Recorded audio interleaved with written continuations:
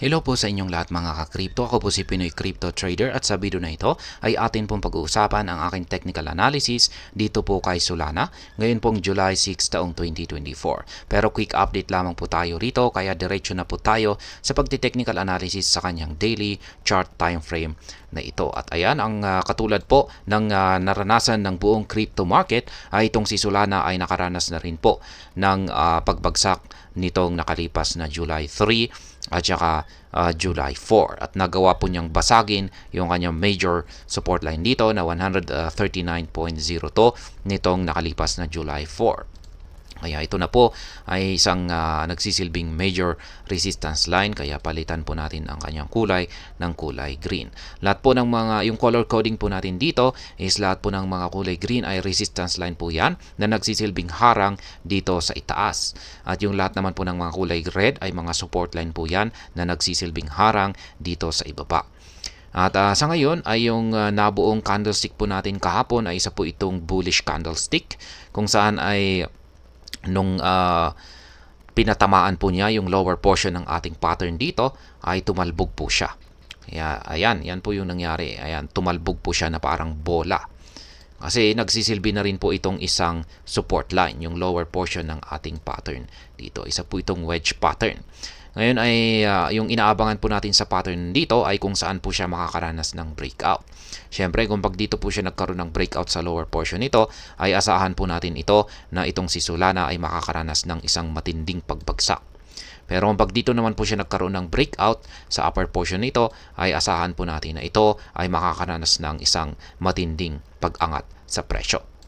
At sa ngayon ay naglalaro po ang market price nitong si Solana malapit po rito sa kanyang lower portion na ito. At kahapon lamang po ay pinakiramdaman niya rito ito.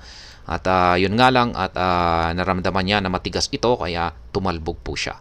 At ngayon ay umaangat po itong si Solana pero sa tingin ko ay wala po itong sapat na puwersa or kakayahan para makabalik dito sa ibabaw ng major resistance line natin na 139.02.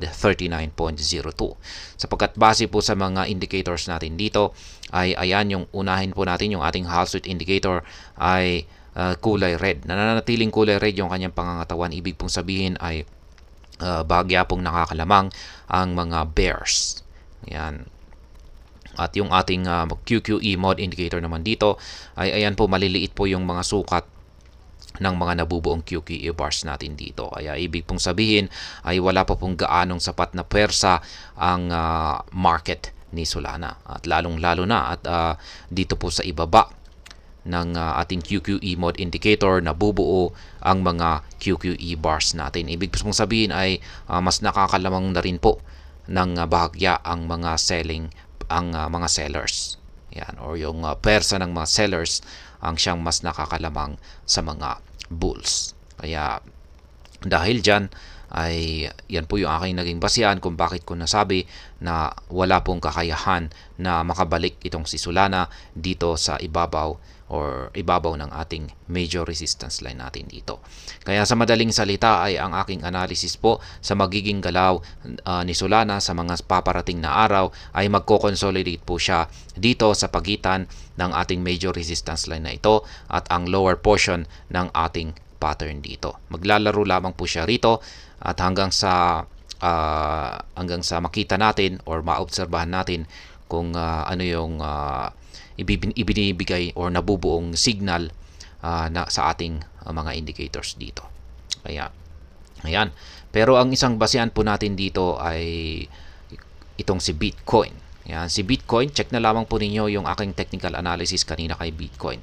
Ay nakakaranas po siya, patuloy po siyang nakakaranas ng bearish market condition. Kaya sa tingin ko ay yan po yung isang dahilan kung bakit nasabi ko na maaring patuloy po na magko-consolidate itong si Solana or posible po ulit siyang babagsak para subukang muling basagin yung lower portion ng ating pattern dito.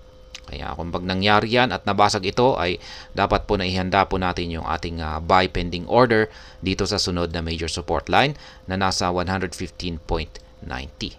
Kaya wag po tayong mag-alala kasi malamang ay hanggang dito lamang yung maaring ibagsak ni Solana sapagkat meron po tayong dalawang halos magkatabi na mga major support line dito sa ibaba.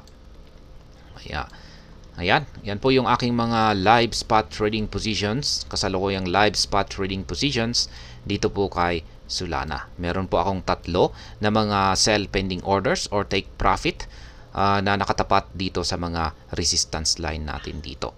At meron naman po tayong nag-iisang buy pending order dito sa isang major support line dito sa ibaba. At ayan, yung ginagamit ko pong platform dito ay ang TradingView. Yung dalawang indicators ko naman po rito ay ang Hall Sweet Indicator. Ito po yung nandito sa chart. At ang QQE Mod Indicator na nandito sa ibaba. I-check na lamang po ninyo ang description ng video na ito sapagkat nandyan po yung link ng mga video na aking ginawa na siyang nagpapaliwanag kung paano gamitin ang dalawang indicators na ito. At hanggang dito na lamang po tayo sa video na ito mga ka-crypto. Sana po ay inyong nagustuhan ang aking paliwanag sa video na ito. Kung inyo po itong nagustuhan ay pakiclick lamang po ang like button nito. Para naman po sa mga bago lamang dito, kayo po ay aking inaanyayahan para mag-subscribe.